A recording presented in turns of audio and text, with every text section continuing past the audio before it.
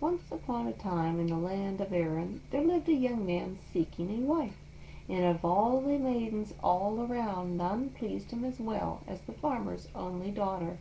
The girl was willing to marry him, and the father was willing for the match, and very soon they were married, and they went to live at the farm. By and by the season came when they had to go to the moors to cut the peat and let them dry, so that they might have fire in the winter. So one fine day the girl, her husband, and the father and his wife all went out upon the moor. They worked for many hours and grew very hungry, so she was sent home to get food, and also to give the horses their dinner. When she went into the stables, she suddenly saw the heavy pack saddle of the speckled mare just over her head, and she jumped and said to herself, "Suppose that pack saddle were to fall and kill me, how dreadful that would be!" And she sat down under the pack saddle and began to cry.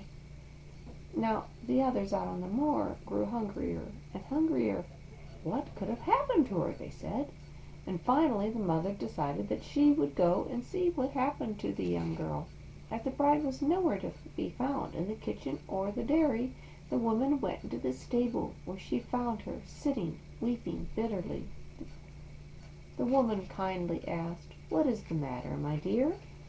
And the girl answered, in between her sobs, "When I came in, and I saw the pack saddle over my head, I thought how dreadful it would be if it fell upon me and it killed me." And then she cried louder than before. The old woman struck her hands together. "Ah, to think that that were to be! Oh, what would I do?" And she sat down by her daughter, and they both wrung their hands and they cried. Now the two left on the moor were sure something had gone wrong. "Something strange must have happened," exclaimed the old farmer out on the moor. By this time he was not only very hungry, but he was getting grouchy. "I must go after them." And he went and found them sitting in the stable crying. "What is the matter?" he asked. "Oh," said his wife, "when our daughter came home, did she not see the pack saddle over her head, and she thought how dreadful it would be if that were to fall and kill her?" "Oh, to think of it," he said, striking his hands together. And he sat down beside them and began to cry. As night fell, the young man returned, full of hunger, and they were all sitting crying in the stable. "What is the matter?" he said.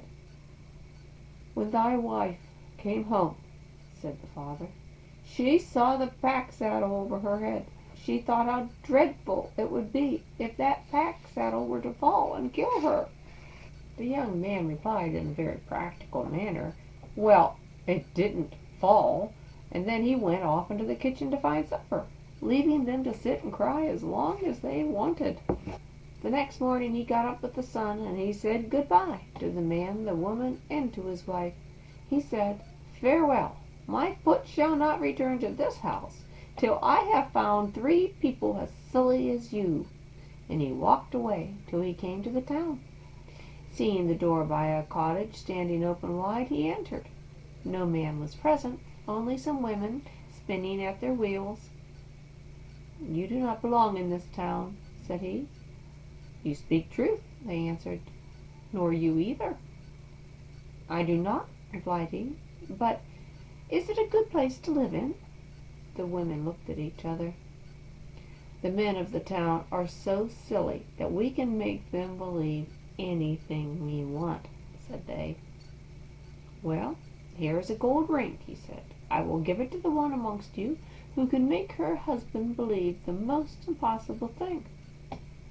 As soon as the first husband came home, his wife said to him, "Thou art sick." "Am I?" he said. "Yes," she said. "Take off thy clothes and lie down." This he did, and when he was in bed, his wife said to him, "Thou art dead." "Am I?" said he. "Thou art," she said. "Shut thine eyes, and stir neither hand nor foot." And dead he was sure he was. Soon the second man came home, and his wife said to him, "You are not my husband." "I am not?" he said. "No, it is not you," answered she. So he went away and slept in the woods. When the third man arrived home, his wife gave him supper, and after that he went to bed as usual. The next morning a boy knocked at the front door, bidding him to attend the burial of the man who was dead, and he was just going to get up when his wife stopped him.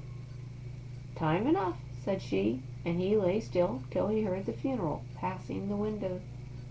"Now rise and be quick," called the wife, and the man jumped out of bed in a great hurry and began to look about him. "Where are my clothes?" he asked. "Silly, they're on you, of course," answered the woman. "Are they?" said the man. "They are," said she, "and make haste, lest the burying is ended by the time you get there." And off he ran, running hard. And when the mourners saw a man running towards them with nothing on but his nightshirt, they forgot in their fright what they were there for, and they fled to hide. And the man stood alone at the head of the coffin.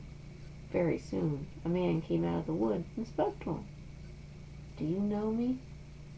"Not I," answered the man in the nightshirt. "I do not know you." "But why are you in your nightshirt?" asked the first man. "Am I? My wife told me I had my clothes on," he answered. "And my wife told me that I was dead," said the man in the coffin. But at the sound of his voice the other two men were so terrified that they ran straight home, and the man in the coffin got up and followed them, and it was his wife who gained the gold ring, as he had been sillier than the other two.